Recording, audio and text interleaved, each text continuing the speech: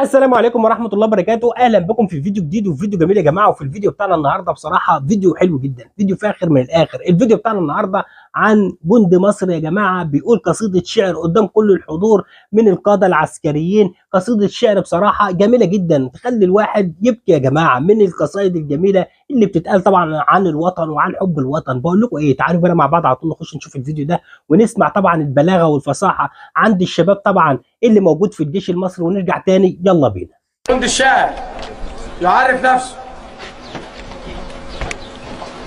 بسم الله الرحمن الرحيم. جندي مقاتل عبد الخالق اسماعيل عبد التواب، محافظة بني سويف، وسألقي على سيادتكم قصيدة بعنوان جيش مصر. هم دول الرجالة اللي بجد.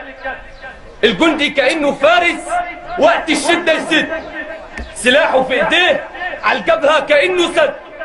هو ده الجيش، حامل بلد بره وجوه، في ايديه النار شايلها بعزم وقوه.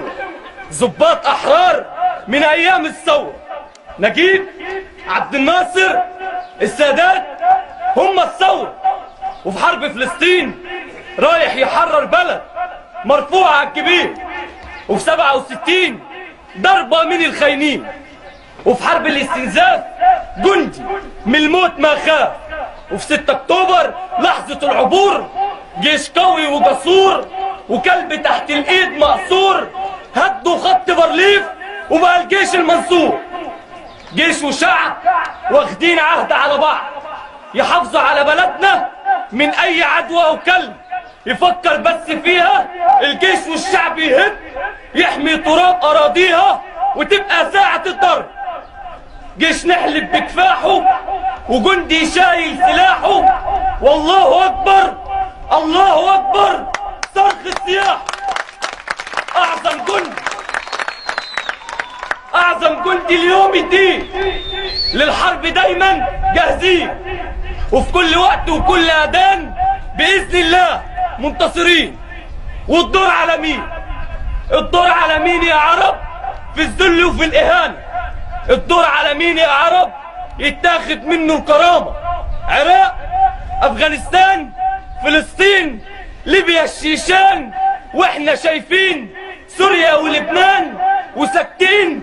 وماما أمريكا منها شاربين الذل والمر ومستحملين. لحد إمتى يا عرب هنفضل كده ومش قادرين؟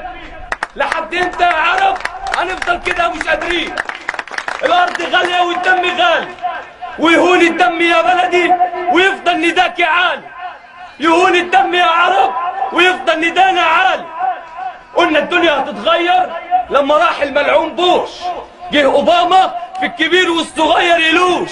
اتكلموا يا عرب ما تسكتوش، بدل ما يجي يوم وما تاخدوش لا حق ولا باطل وما تعرفوش الارض ارضنا ولا ارض اللي ما يتسموش. احنا في غابة مليانة وحوش ملكتها امريكا والملوك ما بيرحموش. ان قالت امريكا خير ارجوكم ما تصدقوش، بدل ما يجي يوم وتبقوا ما تسووش. امريكا بتنيم فيكم عشان ما تكبروش. حطوا ايديكم في ايد بعض وانتوا ما ترخصوش، بدل ما تشتري وتبيع فيكم وانتوا ما تتكلموش. عفريت طلع من فانوس قال لنا الشبيك لبيك، قلنا فلوس المجابة وملك ايديه. طب ايه المقابل؟ نسكت ونتساهل في حقي وحقك، في دمي ودمك، في عرضي وعرضك، في الارض ارضي وارضك. ونصحى في يوم كأننا مفيش، ندور على حق ما نلاقيش، نقول امريكا تقول لك ما عنديش، ونبقى ما نسويش. في بلادنا وقفوا لنا شاويش يؤمر وينهي، ويا كلاب ما ترديش. ينهبوا منا ويسرقوه ويقول لك ما تبصليش. هي دي امريكا ما بتختشيش. وبكره يجي يوم ونبقى مفيش. بيقولوا حريه امريكيه، ملعون ابوها حريه لو بالطريقه دي. الحريه في ايدينا بس عايزه شويه جديه، ناخد حقنا المسلوب وتبقى الوحده العربيه. ربنا يحمي مصر باعظم جيش، ويحمي جنودنا اللي في حماهم بنعيش. وبكده يا جماعه نكون وصلنا لنهايه الفيديو بتاعنا النهارده. زي ما احنا سمعنا مع بعض يا جماعه، ادي طبعا الجندي المصري اللي بيقول قصيده شعر قويه جدا وقصيده شعر جميله جدا. اتمنى طبعا الفيديو ده يكون لاعجابكم. لو عجبكم الفيديو ما تنسوش لايك الفيديو واشتراك في القناه عشان يوصلكم كل جديد. والسلام عليكم ورحمه الله وبركاته. سلام.